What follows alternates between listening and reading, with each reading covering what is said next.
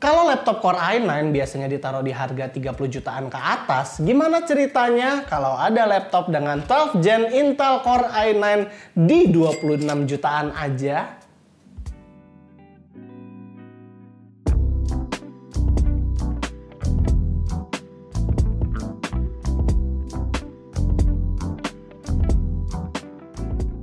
MSI Pulse GL66 adalah laptop 26 jutaan MSI yang build quality-nya itu mirip-mirip sama Katana series mereka. Namun MSI di sini memberikan detail lebih seperti garis-garis di sebelah logonya yang menurut kita malah jadi kurang elegan. Tapi ini subjektif karena ada yang suka dengan detail seperti ini dan ada juga yang enggak. Bobotnya mencapai 2,3 kg dan tebelnya ada di 2,4 cm. Sebenarnya ini standar buat sebuah laptop gaming zaman sekarang dan masih enak kalau misal mau dibawa kemana-mana dan dimasukin ke dalam tas. Hinge laptopnya solid, bisa dibuka pakai satu tangan, dan monitornya ini juga oke.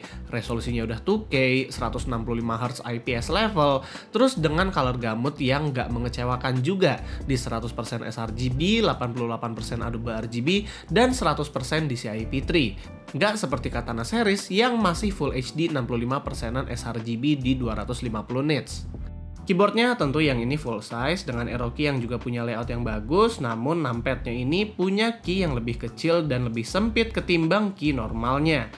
Overall layout keyboard ini MSI banget, media button hanya ada play aja di arrow kiri, power button tergabung dengan keyboard, dan juga ada beberapa key asing yang kita jarang temuin di laptop lain. Backlit keyboard ini sudah RGB walaupun hanya satu zona, berbeda dengan Katana series yang hanya bisa warna merah aja.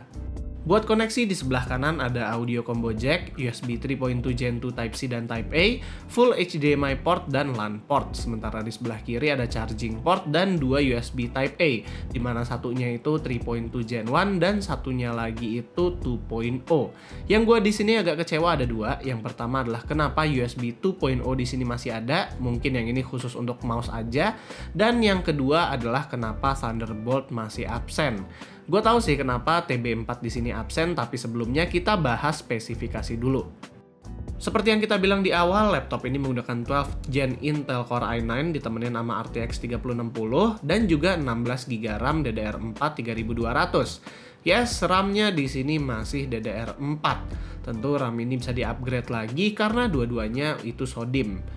SSD-nya sudah 1TB dengan PCIe Gen 4, performanya sih bisa dibilang entry level, lebih mendekati PCIe Gen 3 X4 yang berlebih ketimbang Gen 4 yang asli, yang dimana bisa sampai 5000-an. Dan selain itu ada satu lagi expansion slot yang bisa PCIe Gen 4 juga.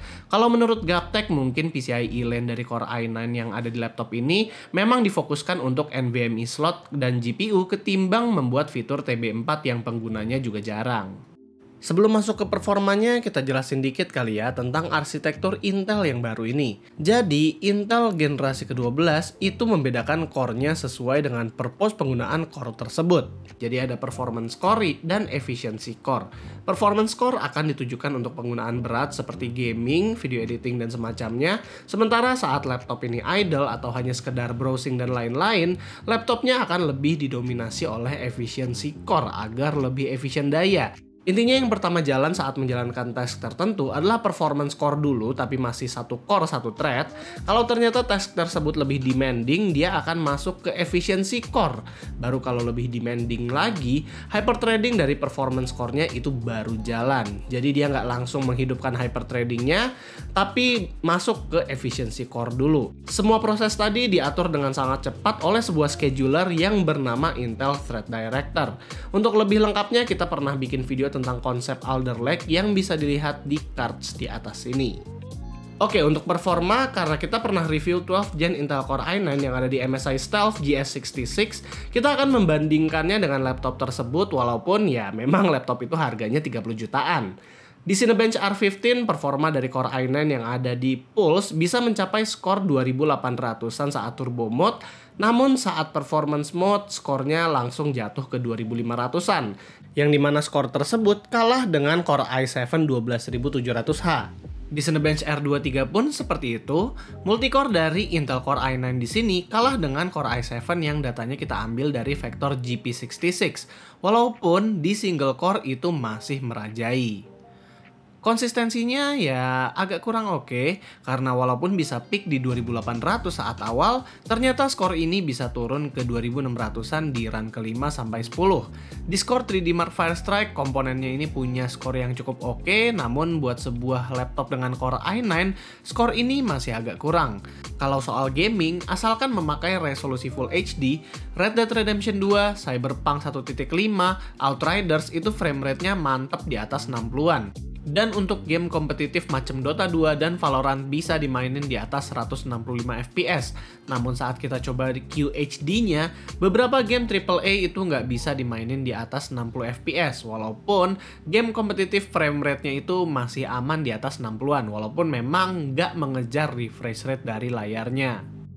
Saat kita coba render video di laptop ini memakai Adobe Premiere Pro, sudah ketebak kalau multicore performance-nya dengan GeForce 66 itu masih kalah saat real world performance. Padahal di Stealth GX 66 itu kelihatan banget full performa dari Core i9 12th Gen.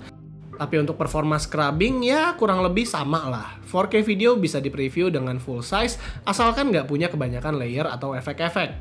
Blender juga kurang lebih sama, Project BMW 27 bisa di-render oleh CPU, namun nggak lebih cepat dari Katana GeForce 66. Overall, performance multicore dari laptop ini masih kalah dengan Katana GeForce 66, dikarenakan Katana GeForce 66 itu throttlingnya nggak terlalu banyak. Kalau soal suhu, laptop ini menggunakan 5 heat pipe dan 2 fan buat pendinginan CPU dan GPU-nya, dan ada 1 heat pipe ekstra untuk VRM. Suhu CPU-nya cukup tinggi, ada di 100 derajat Celcius di maksimumnya, namun itu hanya sebentar aja karena nanti skornya akan turun ke average 70-an saat gaming. Sementara suhu surface itu ada cukup hangat di sekitar 40-41 derajat Celcius. Kalau soal suhu GPU, suhunya mentok di 87 derajat aja setelah kita benchmark Firestrike beberapa kali. Laptop ini sendiri sebenarnya adalah laptop gaming standar yang juga mau dipasarkan ke ranah creator juga, karena dengan monitor QHD 165Hz dan akurasi yang bagus, laptop ini juga bisa menjadi workstation yang bisa dibawa kemana-mana, asalkan jangan kerja di tempat yang panas aja.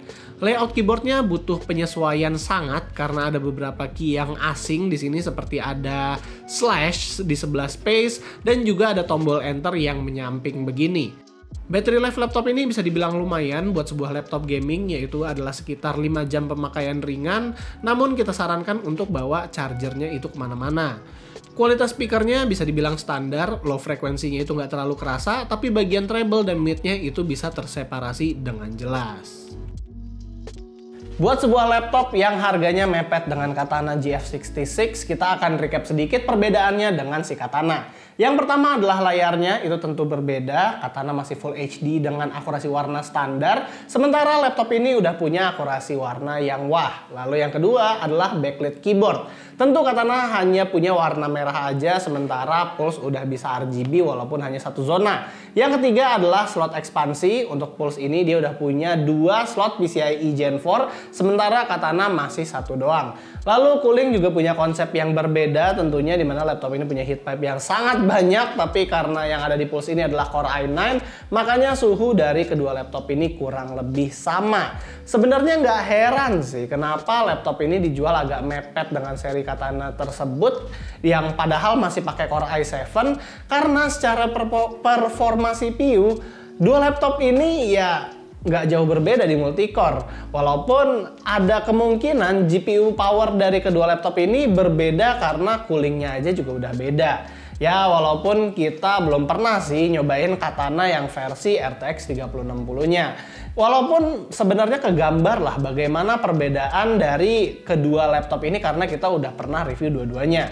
Dan untuk yang Pulse ini jujur jadi pilihan yang menarik apabila kalian memang mencari laptop dengan 12th Gen Intel Core i9 dengan harga 20-30 jutaan. Jadi paling itu aja video kita kali ini. Kalau kalian suka dengan videonya, jangan lupa untuk kasih kita like, share, dan subscribe. Dan yang terakhir di sini gue Rizky. Always stay safe and stay healthy.